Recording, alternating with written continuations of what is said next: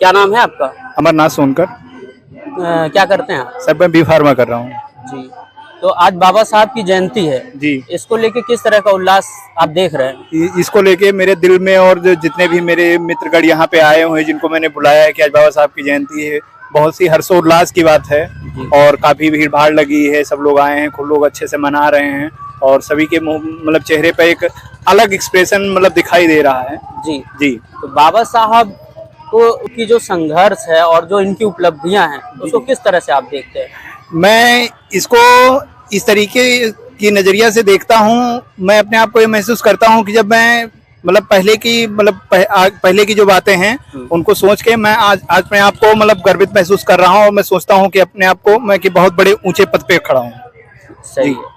और बाबा साहब का कौन सा ऐसा वाक्य है जो जिसने आपको प्रभावित किया और इंस्पायर किया कि बाबा साहब के रास्ते पे चले? जी, बाबा साहब का संघर्ष। संघर्ष तो उन्होंने जीवन तक किया, जब तक आखिरी सांस तक ली। जी जी। उसमें से कौन सा ऐसा है जो आपके दिल को ज्यादा छुआ? शिक्षा शेरनी का वो दूध है जो पिएगा, जो जितना पिएगा उतना दहाड़ेगा, ये मुझे बहुत अच्छा लगा ये स्टेटमेंट उनका। जी। और आज के समाज में जो बाबा साहब को लेके है कि वो एक पक्ष के केवल एक धड़ा जो है देखा जाता है कि एक ही धड़े के वो रह गए हैं। जी जी। तो आपका इस मामले में क्या कहना? मुझे लगता है कि बाबा साहब को जितनी भी जातियां हैं सभी लोगों को मानना चाहिए, सभी लोगों को बराबर का, सभी लोग बाबा साहब को बराबर अधिकार से माने, क्योंकि बाबा साहब ने किसी एक वर्ग के लिए या कह सकते हैं कि दलित के ही लिए नहीं, उन्होंने सबके लिए, जितने भी जातियां हैं भारत देश में सभी के लिए खूब काम किया है। खासकर महिलाओं के लिए तो बहुत ही ज्यादा उन्होंने उनको शिक्षा देने में और सब चीज में उनका बहुत योगदान रहा है। जी, क्योंकि आप छात्र हैं और राजनीति से जुड़ना जरूरी है आपका। जी जी जी। उज्जवल भविष्य के लिए, भारत के उज्जवल भविष्य के लिए। तो आज के समय में जो अम्बेडकरवादी जो सिद्धांत है उनको लेके दो लोग आपस में प्रतिस्पर्धा कर रहे हैं। जी जी। एक तो बहन मायावती हैं जी जी। और एक चंद्रशेखर आजाद जी जी जी। तो इन दोनों में से किनका आपको लगता है कि रास्ता सही है और मतलब किन की तरफ आपका है समर्थन की? अब देखिए, अगर पहले के टाइम से देखा जाए तो मायावती जी को बोला जाएगा, लेकिन आज युवा के दिल की धड़कन और बहुजनों की धड़कन की अगर बात की जाए तो मैं चंद्रशेखर जी को मतलब बताऊंगा। चलिए, बहुत बहुत धन्यवाद भैया आपका। जी, बाबा साहेब की जयंती पे आप कुछ कहना चाहेंगे? सर्वप्रथम बाबा साहब को नमन करता हूँ कि जिन्होंने पूरे बहुजन समाज के साथ साथ जो भी दबे कुचले समाज के लोग थे, खासतौर से महिलाओं के लिए भी, जोगड़ी जातियों से भी थे, सभी के लिए अधिकार दिलवाने में उनका अहम रोल रहा। भारत के लोकतंत्र में और भारत का जो संविधान है उन्हीं के द्वारा निर्मित हुआ, जो आज सबको लाभ मिल रहा है। और आज इस परम पावन पर्व पर हम सभी देशवासियों को शुभकामनाएं देता हूं, बधाई देता हूं। और बाबा साहब का जीवन संघर्ष ही उनका एक जीवन परिचय था। हाँ, और तो आपका उनका कौन सा ऐसा वाक्य है जो आपको बहुत ज्यादा प्रभावित करता है? बाबा साहब का उनका आजीवन ही संघर्ष करते रहे। वो हम सभी के लिए, उनके सारे चीजें हम लोग पढ़ते हैं, वो हम सभी के लिए प्रेरणा स्रोत है। आज का समाज बाबा साहब को कहीं ना कहीं उस तरह नहीं महसूस कर पा रहा है जिस तरह केवल एक वो होता है कि हाँ बाबा साहब के नाम पे चलना है, लेकिन बाबा साहब के मूल सिद्धांतों को लेके बहुत लोग अनभिज्ञ हैं।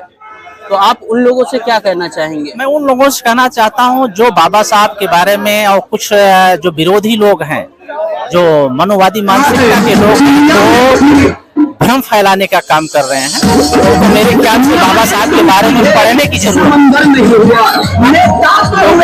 अगर बाबा साहब के लिए बाबा साहब के सिद्धांत को हम लोगों तक पहुँचाना हो, आप क्या कहेंगे दोस्तों को? बाबा साहब की जो भी बात उन्होंने कही वो हर कसौटी पे खरा उतरा है। किसी के विरोध में बाबा साहब ने कभी नहीं बोला। जो भी इस देश में बुराइयां थी, कुरीतियां थी, उसको खत्म करने में उनका अहम योगदान हो रहा है। आप अपना नाम बता दें। दिनेश जायसवाल। बहुत बहुत धन्यवाद आपका हमारे साथ जुड़ने के लिए। धन्यवाद। जी भैया, अपना नाम बता दें। जी, मेरा नाम सदानंद गौतम है। मैं लखनऊ विश्वविद्यालय में PhD कर रहा हूँ, मीडियल और मॉडर्न हिस्ट्री से। अरे वाह। तो आज बाबा साहब की जयंती है, किस तरह से देखते हैं इसको? जी, हमारे लिए तो बहुत बड़ा पर्व है, क्योंकि आज ऐतिहासिक दिन ऐसा है जो हमारे देश में एक ऐसी महानुभूति पैदा हुआ था जिसने सारी उम्र एक सामाजिक क्रांति के लिए लड़ा और इतना मतलब संघर्ष से लड़ा कि अपने परिवार, अपने बच्चे तक की कुर्बानी दिया। और जो है वो बात अलग है कि सहयोग उनको मिला, विदेश गए पढ़े, लेकिन उन्होंने त्याग किया पढ़ने के लिए, बहुत त्याग किया और वो शिक्षा के उस शिखर पे गए जिस शिखर पे आने के बाद उन्होंने देश के लिए एक मजबूत आधार बना और मौका मिला तो उन्होंने देश का संविधान लिखा। क्योंकि आप पीएचडी कर रहे हैं तो आप कहीं ना कहीं गहराई से अध्ययन कर रहे होंगे। जी। बाबा साहब को भी गहराई से अध्ययन किया है। जी। तो बाबा साहब का कौन सा ऐसा वाकया है जो आपको आपके दिल के बेहद करीब है? जिस समय वो बिल्कुल विदेश से पढ़ के आए थे, हाई डिग्री थी और सायजू गायकवाड़ जिन्होंने शिक्षा दिया था तो उनके साथ एक एग्रीमेंट हुआ था कि जब आप वापस आओगे तो 10 साल मेरे यहाँ मेरे राज्य में अपनी सेवा दोगे। ठीक, तो जब वो शिक्षा ग्रहण करके आया और उसके बाद अपने उस अनुबंध के अपने करार किए हिसाब से वो गए उनके यहाँ और अपनी सेवाएं देने के लिए। तो चूंकि वहाँ जो है उनके पिताजी ने मना किया था बेटा न जाओ, क्योंकि वो पूना का माहौल बहुत खराब है, वहाँ बहुत जो है छुआछूत की भावना है। लेकिन फिर भी कहा कि नहीं पिताजी, हमारे साथ जो जिसने मदद किया है तो उसके साथ हमारा एक वो है, मैं अपना कर्तव्य निभाऊंगा। और वो गए और जाने के बाद वहाँ पे मतलब उनको रहने के लिए आवास नहीं मिला था। सायजी गायकवाड़ चूंकि वहाँ के राजा थे लेकिन वो उस समय की व्यवस्था को नहीं बदल पाए थे जिसको वो अपने यहाँ एक जगह दे दे कि तुम यहाँ रहो और मेरे यहाँ सेवा दो।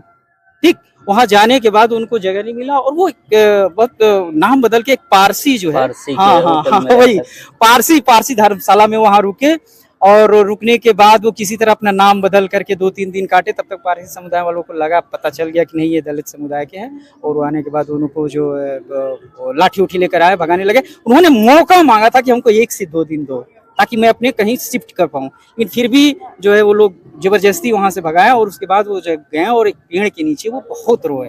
और वो वाकया शायद उनकी इस तरह से माहौल बना था कि शायद हत्या भी हो सकती थी, लाठी। हाँ, बिल्कुल।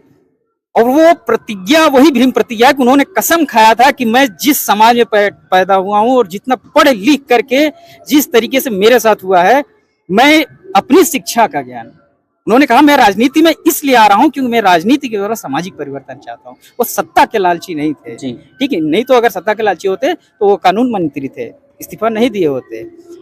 और ये चीज हमको बहुत वो लगती है कि मतलब एक इतना पढ़ा लिखा आदमी आकर के उसके साथ इस तरह का भेदभाव है, उन लोगों के साथ उस समय क्या हो रहा हो। उस समय के शायद अगर देखा जाए तो भारत के सबसे पढ़े लिखे व्यक्ति थे जी, और उनके साथ ये दुर्व्यवहार हुआ जी, ये तो अशोभनीय है। लेकिन अगर उस समय के हिसाब से आज की हम तुलना करें तो कहाँ देखता है आज का समाज जो है, अगर संघर्ष करने की बात आती है तो कहाँ हम लोग कहाँ पीछे रह जाते हैं। नहीं, उस समय सुविधाएं हैं, दी हुई उनकी सुविधाएं हैं और राजनीतिक सुविधाएं हैं, शैक्षणिक सुविधाएं हैं। हाई स्कूल यूनिवर्सिटी में भी आपको रिजर्वेशन मिलता है एडमिशन के लिए, प्लस नौकरी में मिलता है। सब कुछ होने के बावजूद भी चूंकि हम लोगों के अंदर मतलब राजनीतिक वैमनस्य आ गए, तमाम तरह की पार्टियां आ गई, तमाम तरह के लोक लुभावने वादे आ रहे हैं। कोई कुछ राजनीतिक अपने फायदे के लिए कोई किसी दल में जा रहा है, कोई किसी दल में, और हर पार्टी चाहे वो अपर कास्टी पार्टी हो, वो एक सिंबॉलिक रूप से एक एससी को चाहती है, हाँ, कि एक एससी चेहरा मेरे यहाँ है, मैं उसको बता दूं कि देखो मेरे यहाँ इतने बड़े पोस्ट पे हैं, मैं दलितों का हितैषी हूँ। उस लालच में हमारे समाज के लोग बहुत अन्य पार्टियों में गए हैं और उसलिए जो है वो अपना योगदान वहाँ दे रहे हैं और अपने लिए समाज के लिए उस तरह का योगदान नहीं दे पा रहे थे। आपकी तरफ से अगर समाज को कुछ संदेश दिया जाए कि बाबा साहब के इस सिद्धांत को थोड़ा सा जमीन पे उतारा जाए, तो कौन सा वैसा सिद्धांत होगा कि आप जमीन से अपनी तरफ से बाबा साहब की तरफ से पेश करेंगे लोगों के लिए? हम उनका बस वही 3 मंत्र पेश करेंगे, शिक्षित बनो, संगठित रहो और संघर्ष करो। और तीनों चीज में हम इस समय फेल है, क्योंकि हमारी महत्वाकांक्षाएं जो है ना, महत्वाकांक्षाएं अपने धरातल से हट करके अपने व्यक्तिगत लाभ के लिए थोड़ी दूसरे की तरफ चली गई है। चलिए, बहुत बहुत धन्यवाद आपका इतना अच्छा बात करने के लिए। धन्यवाद, बहुत बहुत धन्यवाद सर।